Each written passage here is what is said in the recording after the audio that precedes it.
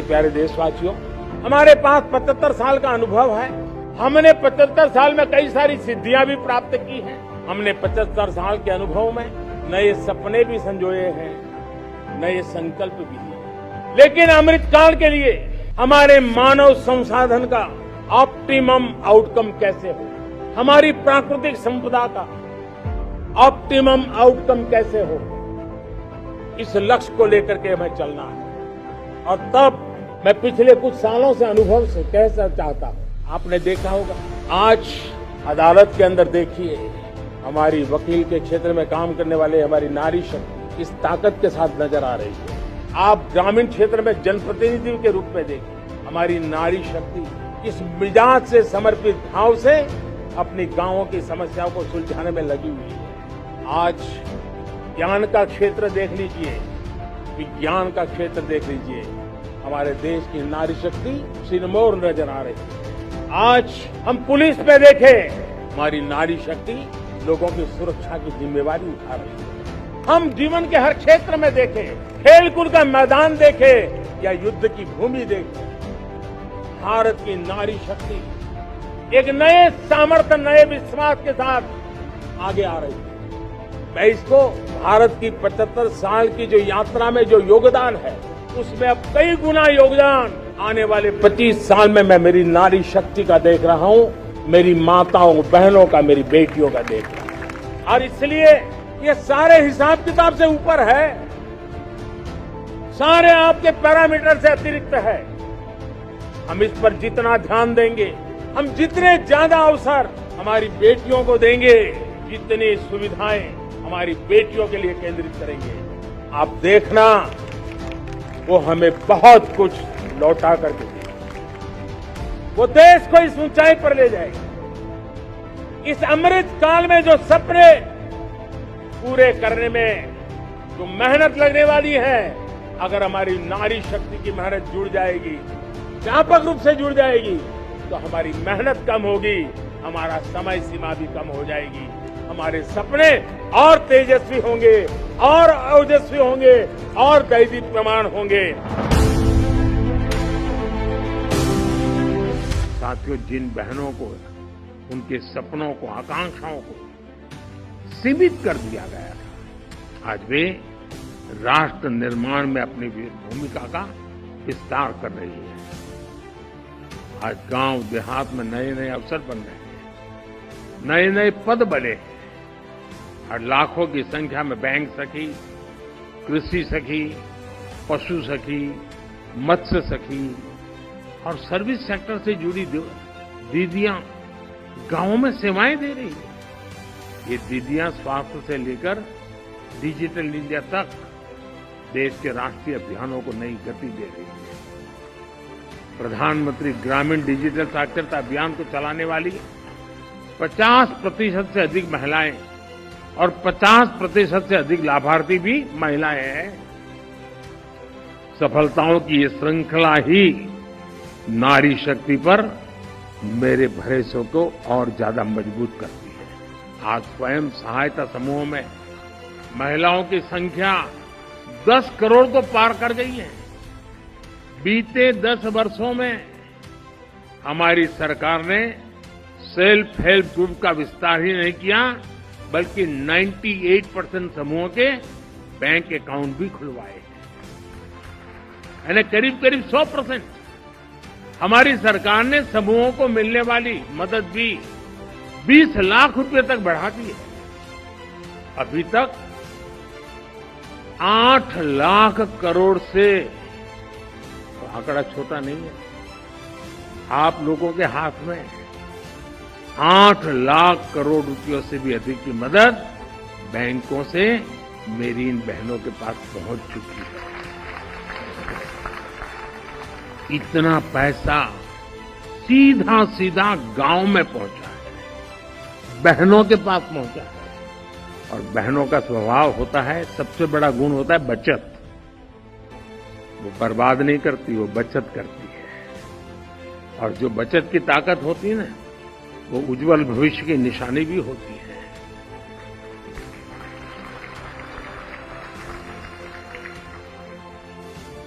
और मैं जब भी इन दीदियों से बात करता हूं, ऐसी ऐसी नई नई चीजें मुझे बताती है वो, उनका आत्मविश्वास बताता है। यानी सामान्य मानवी कल्पना नहीं कर सकता है। और जो इतने बड़े स्तर पर गांव में आजकल जो सड़कें बनी है, हाईवे बने हैं, इसका लाभ भी इन समूहों को हुआ है।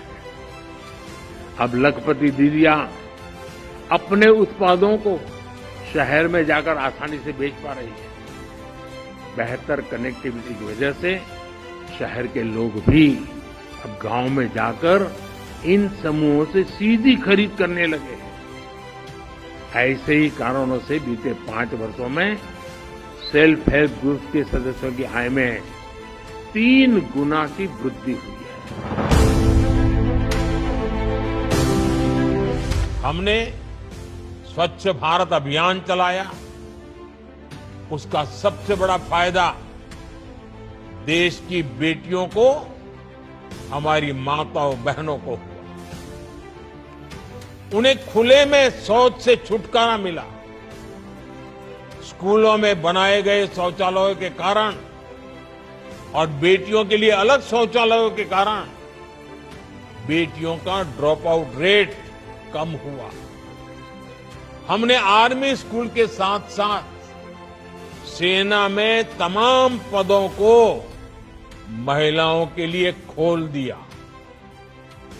हमने महिला सुरक्षा पर कड़े कानून बनाए और इस सब के साथ देश ने नारी शक्ति वंदन अधिनियम के जरिए लोकतंत्र में महिलाओं के नेतृत्व की गारंटी भी दी है।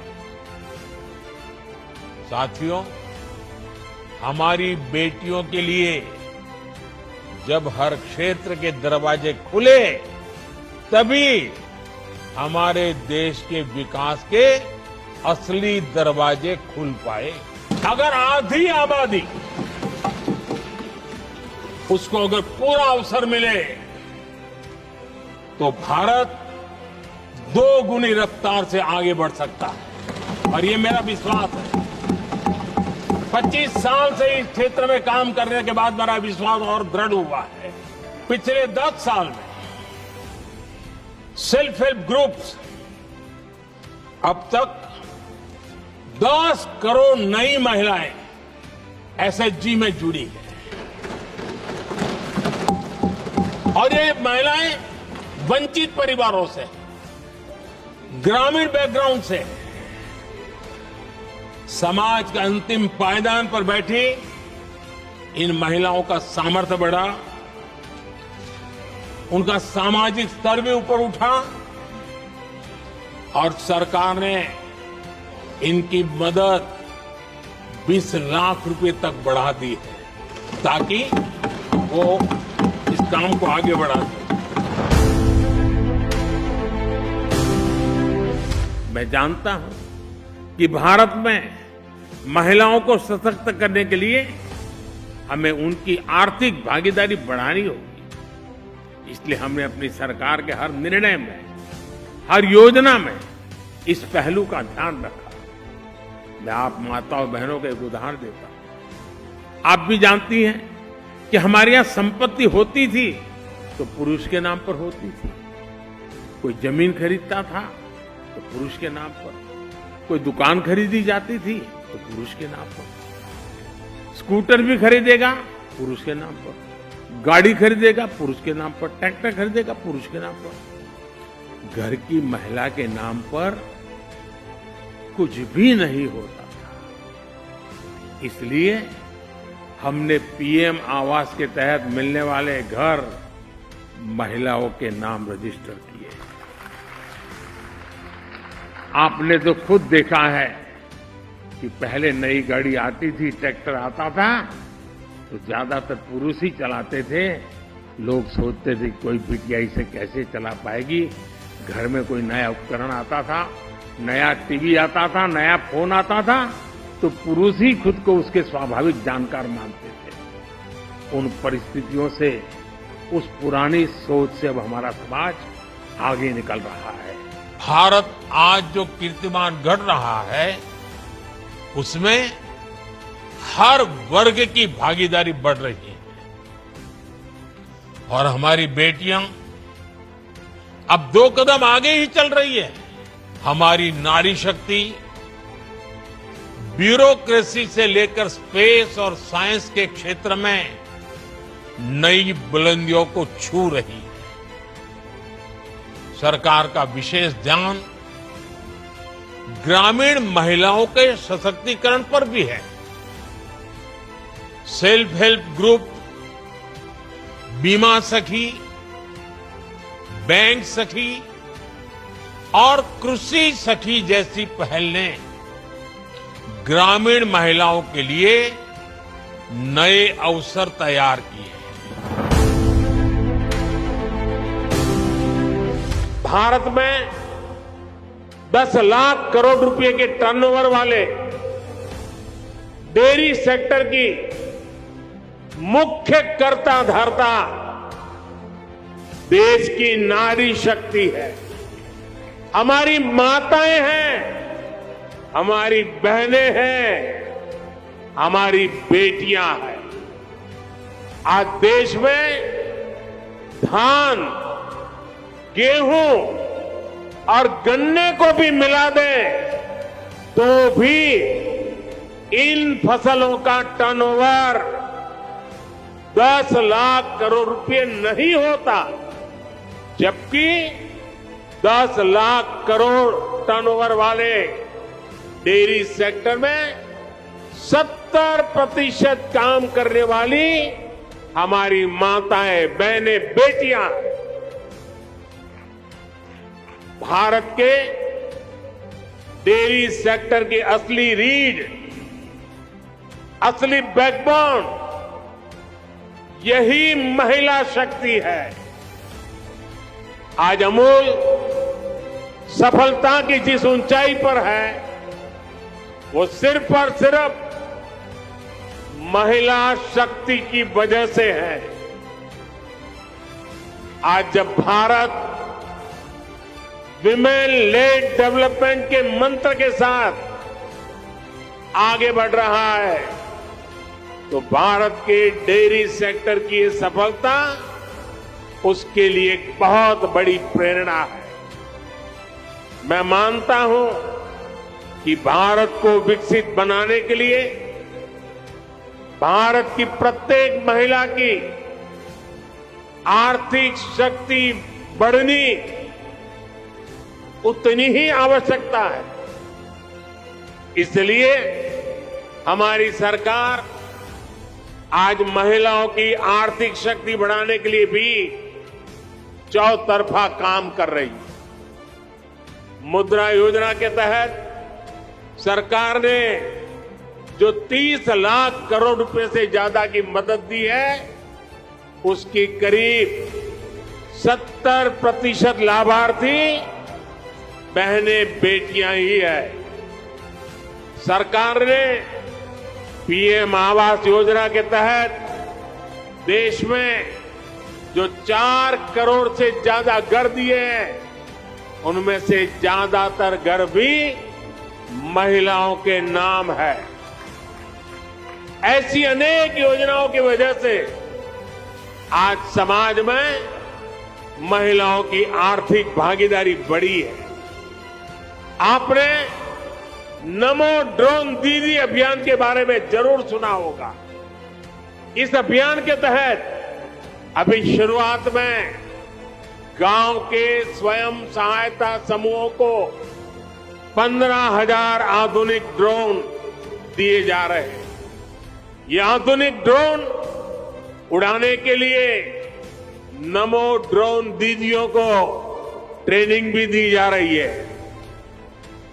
वो दिन दूर नहीं जब गांव-गांव में नमो ड्रोन दीदियां कीटनाशक छिड़कने से लेकर खाद छिड़कने में भी सबसे आगे रहेगी।